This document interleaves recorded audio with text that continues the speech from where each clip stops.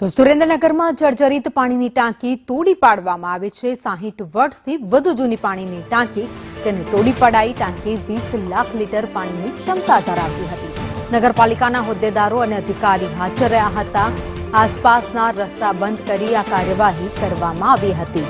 20 lakh litre પાણી જે ટાંકી સમાવતી હતી, પરંતુ એ ટાંકીને 60 વર્ષ થઈ ગયા અને 60 વર્ષથી જૂની અને જર્જરિત હાલતમાં હતી, એટલે આખરે નિર્ણય કરવામાં આવ્યો કે આ ટાંકીને તોડી પાડવામાં આવે અને આ ટાંકીને આખરે તોડી પડાઈ છે। જો કે હવે નવી ટાંકી ઊભી કરવામાં આવશે અથવા તો અન્ય વૈકલ્પિક વ્યવસ્થા પણ ત્યાં તંત્ર દ્વારા કરવામાં આવશે।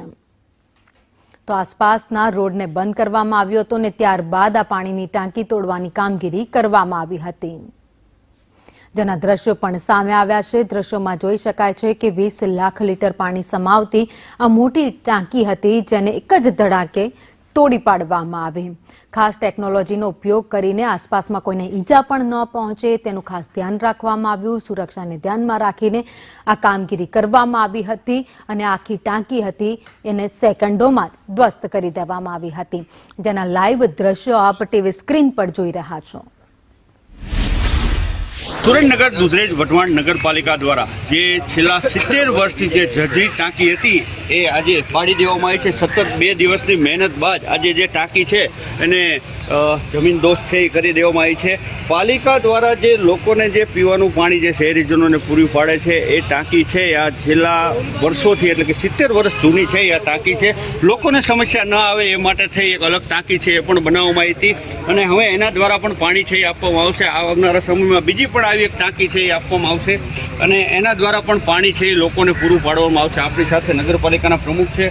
બેન, શું કહેશો? 2 દિવસની મહેનત બાદ આજે અંતે ટાંકી છે એને પાડી દેવામાં આવી છે। લગભગ 70 વર્ષ જૂની આ ટાંકી હતી, એની આયુષ મર્યાદા પણ હતી, પૂર્ણ થઈ હતી અને આ જ ટાંકી છે એનું જો આપણે વિસર્જન ન કરીએ તો આવનાર દિવસોમાં ગમે ત્યારે તકલીફ પડી શકે એવું હતું, માટે આપણે આ ટાંકીને પાડવામાં આવી છે। આ ટાંકી લગભગ 70 વર્ષ પહેલાં જે બનાવી ત્યારથી સુરેન્દ્રનગર અને વઢવાણ બંનેને પાણી અહીંથી જ આપવામાં આવતું હતું, જે હાલે હવે સુરેન્દ્રનગરની વઢવાણની વસ્તી વધતા એવું કરવામાં આવ્યું છે કે સુરેન્દ્રનગરને અલગ ટાંકી, વઢવાણની અલગ ટાંકી, એમ ઘણી બધી અલગ અલગ વિસ્તારો વાઇઝ આપણે હવે ટાંકી બનાવી રહ્યા છીએ અને આ ટાંકી આજે પડે એ પહેલાં આપણે બીજી ટાંકી પણ બનાવી દીધેલી હતી, એટલે લોકોને કોઈ પાણીમાં અત્યારે હાલ તકલીફ નથી અને બીજી પાછી આ જ જગ્યાએ હવે ટાંકીનું નિર્માણ થશે, જેથી કરીને સુરેન્દ્રનગરને જે પીવાના પાણીની તકલીફ છે એ હંમેશ માટે દૂર કરી શકાય। આ નવી ટાંકીનું નિર્માણ ટૂંક સમયમાં શરૂ કરવામાં આવશે। તો ખાસ કરીને પાલિકા દ્વારા હાલ એક ટાંકી છે એ બનાવવામાં આવી છે, એના દ્વારા પાણી છે એ લોકોને પહોંચાડવામાં આવી રહ્યું છે, એટલે પાણીની કોઈ સમસ્યા છે એ શહેરીજનોને નહીં પડે। સાથે સાથે આ ટાંકી 70 વર્ષ જૂની હતી, જર્જરિત હતી, ગમે ત્યારે કોઈ અકસ્માત કે કોઈ મોટી જાનહાનિ પણ સર્જાઈ શકે એવી પરિસ્થિતિનું નિર્માણ થયું હતું, એને લઈને પાલિકા દ્વારા એ નિર્ણય કરી અને ટાંકીને છે એ પાડી દેવામાં આવી છે। આવનારા સમયમાં વધુ એક ટાંકી બનાવી શહેરીજનોને સારું અને પૂરતું પાણી મળી રહે એ માટે થઈ પાલિકા દ્વારા આયોજન છે એ કરવામાં આવી રહ્યું છે। કેમેરામેન જીત પ્રજાપતિ સાથે ભાવેશ પ્રજાપતિ, સંદેશ ન્યૂઝ, સુરેન્દ્રનગર।